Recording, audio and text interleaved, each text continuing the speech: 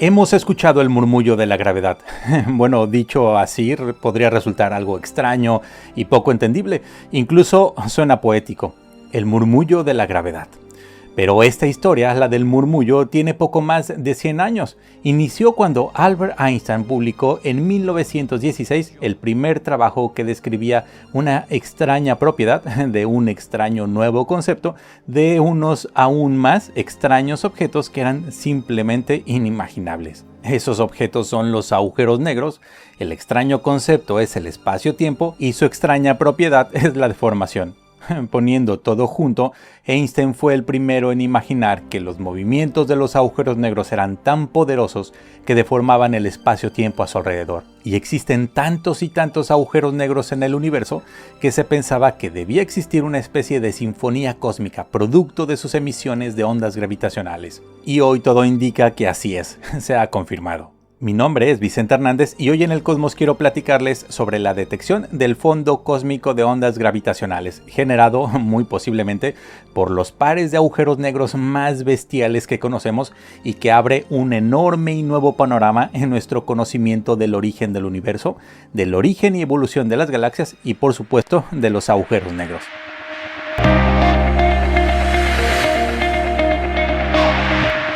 Cuando el 14 de septiembre de 2015 ocurrió esto, yo quedé sin palabras. Era una sensación de incredulidad, de asombro y de emoción solo por escuchar esto. Ladies and gentlemen, we have detected gravitational waves. We did it. Era el anuncio de la primera detección directa de ondas gravitacionales producto de la colisión de dos agujeros negros ubicados a unos 1.300 millones de años luz de la Tierra. Pero para entender mejor esto, vayamos un siglo atrás, a una de las historias más apasionantes de la ciencia y que comenzó formalmente en junio de 1916 con la publicación de un artículo científico que en español podríamos traducir como, y aquí viene una serie de palabras, integración aproximada de las ecuaciones de campo de la gravitación, cuyo autor, todos hemos oído hablar de él, fue Albert Einstein. En este trabajo, Einstein hace referencia a la idea de que enormes masas aceleradas podrían distorsionar, mover el entramado del espacio-tiempo como si fuera la superficie de un estanque justo después de lanzar una roca. Y por grandes masas nos referimos a las contenidas en, digamos, una estrella o cientos de estrellas o millones de estrellas en volúmenes relativamente pequeños. Dicho de otra manera, en cosas muy densas. En realidad, como les decía al inicio, todo era extraño e inconcebible en los trabajos de Einstein sobre relatividad y gravedad. Como que unos objetos increíblemente densos, como que son algo con la masa del Sol o miles de soles, pero contenidos en un volumen pequeño. Como que esos objetos deforman el espacio-tiempo. ¿Espacio-tiempo? ¿Qué es eso? Y además de todo, como que dos de esos objetos que giran mutuamente deforman ese espacio-tiempo generando ondas gravitacionales. Todo el trabajo de Einstein no representaba en esas dos primeras décadas del siglo pasado más que un resultado curioso, tal vez entretenido e interesante, pero que para nada serían resultados medibles o que tales cosas realmente existieran. Eso se pensaba hace poco más de 100 años. Sus cálculos mostraban que, asumiendo que estaba en lo correcto, tales objetos eran poco más que imposibles de encontrar, que aquellas deformaciones del espacio-tiempo y que aquellas ondas eran tan débiles que su observación y detección con cualquier tecnología estaba muy lejos en el futuro. Pero una ligera esperanza surgió en 1919. Cuando el astrónomo Arthur Eddington detectó mediante un eclipse solar que la luz de las estrellas justo al lado del Sol, cercanas al Sol en perspectiva desde nosotros, desde luego, se veían afectadas por su masa. Las fotografías capturadas por Eddington comprobaron que una masa como la del Sol, de unos 2 nonillones de kilogramos, esto es un 2 seguido de 30 ceros, doblaban el entramado del espacio-tiempo exactamente como Einstein y sus ecuaciones lo predecían. Pero la primera prueba, aunque indirecta, de la existencia de las ondas gravitacionales comenzó en 1974, 20 años después de la muerte de Einstein, cuando los astrónomos Russell Holtz y Joseph Taylor descubrieron un par de púlsares orbitando mutuamente más o menos a unos 21.000 años luz de nosotros, de la Tierra. Este sistema binario de púlsares mostró que cada una de las ecuaciones de Einstein, cada una de las predicciones hechas por él u otros científicos posteriores sobre la dinámica de dos masas tan enormes y cercanas eran correctas. Las implicaciones para la física de los estudios de estos dos pulsares fueron simplemente abrumadoras. A los pocos años del descubrimiento se encontró que ambos objetos se acercaban cada vez más. Su periodo orbital se reduce en apenas 75 millonésimo de segundo por año, producto de la emisión de la irradiación de estas ondas gravitacionales, todo como las ecuaciones de Einstein lo predicen. Sin embargo, la prueba definitiva llegó 99 años después de la publicación del artículo original de Einstein, cuando las ondas gravitacionales fueron detectadas directamente con el instrumento LIGO, acrónimo de Observatorio de Ondas Gravitacionales por Interferometría Láser, esto en español, y seguramente todos ustedes recuerdan esta noticia y lo hemos platicado aquí en el podcast en varias ocasiones. El descubrimiento de las ondas gravitacionales fue tan importante que en 2017, seguramente ustedes también lo saben, el Premio Nobel de Física fue otorgado a Rainer Weiss, a Kip Thorne y a Barry Barish, líderes del proyecto. Y por cierto, a Hulse y a Taylor, los astrónomos que mostraron de manera indirecta la emisión de ondas gravitacionales mediante el par de púlsares, también les dieron el Nobel, pero a ellos se los dieron en 1993. Así que ahora ante nosotros tenemos una nueva ventana, una que nos abre panoramas impresionantes y que nos permite estudiar la física de objetos y fenómenos totalmente diferentes a los que teníamos a mano hasta hace poco. Créanme si les digo que la revolución de las ondas gravitacionales sin duda está a la altura de la revolución que inició Copérnico y que continuaron otros como Galileo, Tycho Brahe y Kepler hace poco más de 4 siglos. De ese tamaño es lo que estamos viviendo hoy. Somos testigos directos de esta historia. Pero regresando a la cuestión de las ondas gravitacionales, resulta que según las ecuaciones de Einstein, según las ecuaciones de relatividad, deben existir varios tipos de estas ondas, producidas por pares de agujeros negros de diversas masas y tamaños, pero también producto de otros fenómenos complejos. Por ejemplo, las ondas gravitacionales detectadas por LIGO en 2015 fueron generadas por la colisión de dos agujeros negros, pero pequeños, esto de pequeños entre comillas, de unas pocas decenas de veces la masa del Sol. En realidad, pares de otros objetos masivos como estrellas de neutrones y enanas blancas también pueden producir las ondas gravitacionales y se han detectado varios de ellas. Pero los pares de agujeros negros supermasivos, esos que habitan el centro de muchas galaxias, también deberían producir ondas gravitacionales. Sin embargo, LIGO y otros instrumentos similares son incapaces de detectarlos. Las monstruosas masas de los supermasivos generan ondas de tan baja frecuencia que se necesitan instrumentos enormes del tamaño de un brazo de la galaxia, de la Vía Láctea, y años de observación para detectarlas. Si para construir algo como LIGO, que tiene una forma de L, seguramente ustedes lo han visto en las fotografías a través de internet, que apenas tiene 4 kilómetros por lado, el gobierno de Estados Unidos ha invertido un poco más de $1,100 millones y una cantidad de recursos humanos y materiales sin precedentes. Imaginen ustedes lo que implicaría construir un interferómetro similar, pero escalado a unos, ¿qué les gusta?, a 1000 años luz por lado. Sería una locura y directamente imposible, no solo en lo financiero, sino también en lo práctico y en lo material. Afortunadamente, el universo tiene una parte de ese instrumento integrado ya, en unos objetos muy peculiares, y únicamente ha hecho falta nuestra inteligencia para aprovecharlos e intentar captar esas otras ondas gravitacionales. Me refiero a los púlsares o pulsares. Los púlsares son estrellas de neutrones, esos restos de estrellas masivas que terminaron sus días como explosiones de supernova, pero que emiten pulsos rápidamente. Podemos decir que son cadáveres estelares que funcionan como faros cercanos a las costas. En esencia, debido a las condiciones físicas de la propia explosión, las estrellas de neutrones terminan girando muy rápido, pero además tienen un campo magnético increíblemente grande, y en dirección de sus dos ejes de rotación lanzan haces de radiación que podemos detectar con radiotelescopios.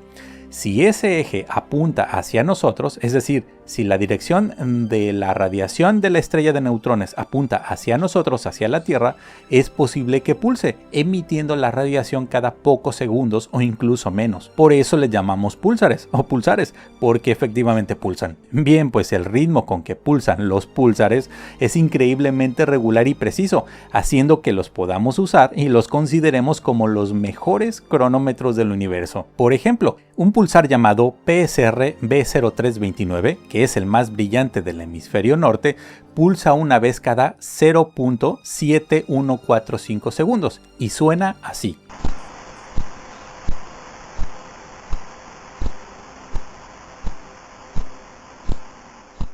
Este otro pulsar, ubicado en dirección de la constelación de Vela, pulsa cada 0.0893 segundos y suena así.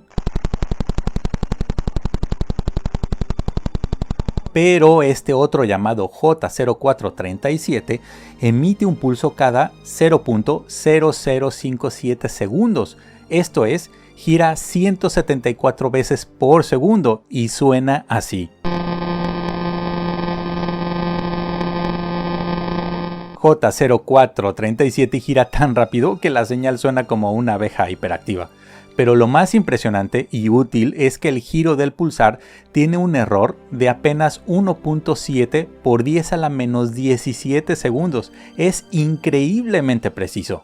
Bien, pues estas características de los pulsares, su buen ritmo digamos, hace que sean la herramienta perfecta para detectar ondas gravitacionales de muy baja frecuencia, producto de agujeros negros supermasivos y también de ondas gravitacionales primordiales. Vamos a explicar esto. Supongamos que en un rincón lejano del universo dos galaxias colisionan, cada una de ellas con un agujero negro supermasivo en su centro, y da la casualidad de que en el choque sus dos agujeros negros se acercan tanto que ambos quedan orbitando uno alrededor del otro. Por supuesto, esta historia toma cientos o millones de años en desarrollarse. Bien, pues como lo dijimos, los agujeros negros supermasivos quedan orbitando uno alrededor del otro, y además se van acercando poco a poco. Después de unos cuantos millones de años, los dos agujeros negros llegan casi a tocarse y comienzan a producir ondas gravitacionales.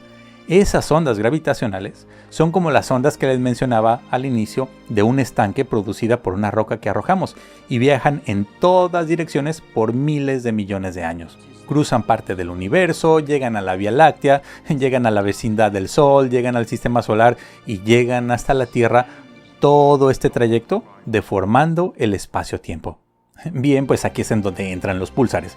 Supongamos que tenemos una docena de ellos distribuidos de forma aleatoria en la vecindad del Sol, en la vecindad del sistema solar, a unos cuantos años luz. Unos a 10, otros a 50, otros a 1000 años luz o incluso más lejos, pero todos distribuidos de una manera aleatoria alrededor del Sol. Supongamos también que conocemos con exquisita precisión los periodos de pulsación de ellos. Los conocemos como en el caso que les mencionaba de J0437, que emite un pulso cada 0.005757 segundos o 174 veces por segundo. Bien, pues el paso de las ondas gravitacionales entre nosotros y los púlsares ocasiona que sus pulsos se vean afectados levemente. Lo que observaremos es que la frecuencia de cada pulso, que hasta ese momento era increíblemente regular, se modifica por algunas decenas de nanosegundos. Dichos cambios deberíamos poder medirlos, pero estamos hablando de nanosegundos, 1000 millonésimas de segundo, esto es un 0 punto seguido por 9 ceros.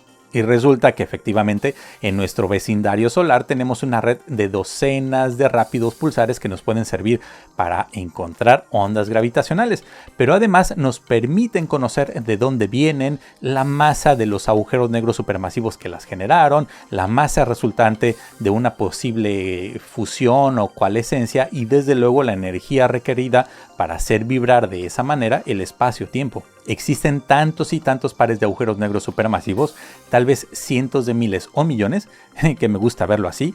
Estamos inmersos en un murmullo de ondas gravitacionales, en un océano infinito de ondas.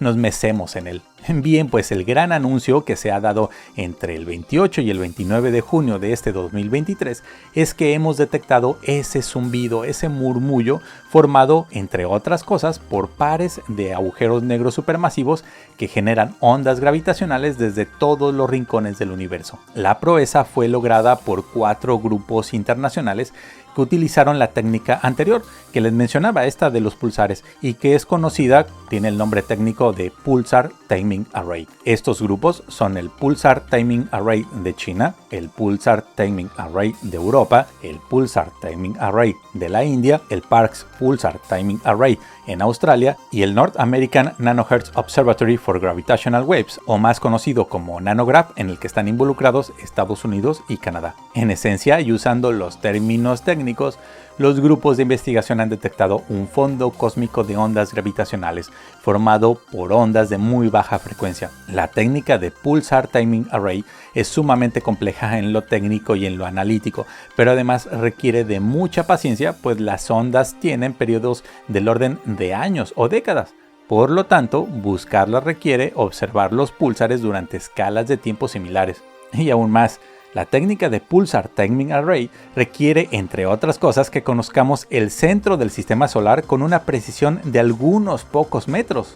Pero yendo ya a los resultados, el conjunto de datos, por ejemplo, que presentó la colaboración NanoGrav, contiene 15 años de observaciones hacia unos 80 púlsares, cuyos pulsos son lo suficientemente rápidos como para asegurar mediciones confiables. Ya en 2020, con poco más de 12 años de datos, los científicos de NanoGrav comenzaron a ver indicios de una señal que era común al comportamiento de sincronización de todos los púlsares. La colaboración confiaba en que esta señal fuera real y ellos veían que se hacía más fácil de detectar a medida que se incluían más observaciones. Pero todavía era demasiado débil como para mostrar la firma de ondas gravitacionales predicha por la relatividad general. Pero ahora los 15 años de observaciones de púlsares parecen mostrar la primera evidencia de la presencia de ondas gravitacionales con periodos de años o décadas. Y la principal de las posibilidades es que la señal provenga de pares de agujeros negros supermasivos, con masas de millones o miles de millones de veces la masa de nuestro Sol. Al tener tantos casos en el universo, se espera que las señales de ondas gravitacionales de estos monstruos dobles se superpongan, como las voces de una multitud o los instrumentos de una orquesta, produciendo, como les decía, una especie de zumbido o murmullo de fondo que imprime un patrón único. Bien, pues este patrón es lo que los científicos de las 4 colaboraciones habían estado buscando durante estos casi 20 años. Dada la fuerza de la señal que se detectó, la población de pares de agujeros negros extremadamente masivos en el universo debe ser de cientos de miles o incluso tal vez de millones. Por supuesto, hace falta seguir trabajando, hacer más investigación y tener más datos de observaciones para mejorar las señales. Esto sin duda mejorará nuestra comprensión sobre cómo evolucionó el universo en las escalas más grandes y nos dará información sobre la frecuencia con la que las galaxias chocan y además qué impulsa a que los agujeros negros terminen por fusionarse. Incluso las ondas gravitacionales primigenias originadas en el Big Bang podrían constituir una fracción de la señal que se ha detectado, lo que daría luz sobre varias preguntas que tenemos sobre cómo se formó el universo. Estos resultados incluso tienen implicaciones en las escalas más pequeñas, poniendo límites sobre qué tipos de partículas exóticas pueden existir. Todo el detalle de esta gran investigación es presentado en 6 artículos publicados en la revista Astrophysical Journal Letters. Sin duda, estamos viviendo un momento fantástico en la historia de la humanidad y de la ciencia. Como les decía, lo que está pasando con las ondas gravitacionales es toda una revolución en el conocimiento que tenemos del universo. Imaginen las cosas por venir. Por lo menos para mí es muy emocionante. Recuerden que si les gustó este video pueden apoyar el canal con un like y se pueden suscribir activando el botón. Y si quieren colaborar y participar de manera más directa pueden hacerse miembros del canal a través del botón unirse o de aportaciones vía PayPal. Como siempre en la descripción les dejo algunas referencias. Muchas gracias por llegar hasta aquí y nos vemos o nos escuchamos muy pronto. Únete a la comunidad de las narices de Tico y apoya este proyecto. Hay muchas formas de hacerlo, pero una muy directa es como miembro del canal. Muchísimas gracias.